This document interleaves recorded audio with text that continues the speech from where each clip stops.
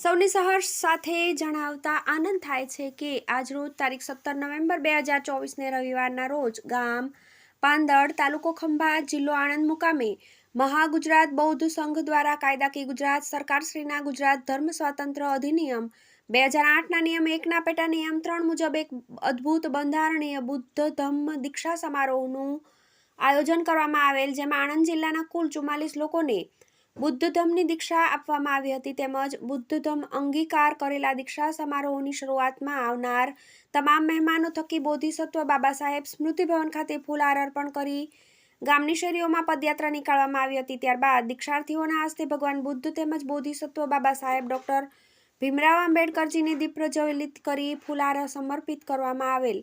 ત્યારબાદ તમામ દીક્ષાર્થીઓને અનિત્યતાનો સિદ્ધાંત સમજાવી ત્રિશરણ અને પંચશીલનું સંગાયન કરી સૌની દીક્ષા ગ્રહણ કરાવેલ. ત્યારબાદ બોધિસત્વ બાબા સાહેબની 22 પ્રતિજ્ઞાનું પઠન કરવામાં આવેલ. ત્યારબાદ ધમ્મદેશના આપવામાં આવેલ. ત્યારબાદ તમામ દીક્ષાર્થીઓને ભોજન દાન આપવામાં આવેલ. ત્યારબાદ સૌને ગુજરાત ધર્મ સ્વાતંત્ર્ય અધિનિયમ 2008 અનુસૂચિત જાતિ પૈકી બૌદ્ધનો ગુજરાત સરકાર શ્રીનો પરિપત્ર 1991 તેમજ અનુસૂચિત જાતિ પૈકી બૌદ્ધ અને ધાર્મિક લઘુમતીનું પ્રમાણપત્ર કેવી રીતે મેળવવા તેની આધાર પુરાવા સહિતની વિગતવાર વિસ્તૃત માહિતી તેમજ જાણકારી આપવામાં આવેલ. ત્યારબાદ બુદ્ધ ધમ્મનું જીવન વ્યાપન અંગેની વિશેષ માહિતી આપવામાં આવેલ. ત્યારબાદ ઉપસ્થિત મહેમાનો દ્વારા તમામ દીક્ષાર્થીઓને ધમ્મ દીક્ષાના પ્રમાણપત્રનું વિતરણ કરવામાં આવેલ. અંતે સમાપન ગાથા દ્વારા કાર્યક્રમની પૂર્ણાહુતિ કરવામાં આવેલ. આમ મહાગુજરાત બૌદ્ધ સંઘ તરફથી તમામ દીક્ષાર્થીઓને પોતાના નવા જીવનની મંગલ કામનાઓ સહિત લાખ લાખ સાધુવાદ પાઠવીએ છીએ. TV18 news.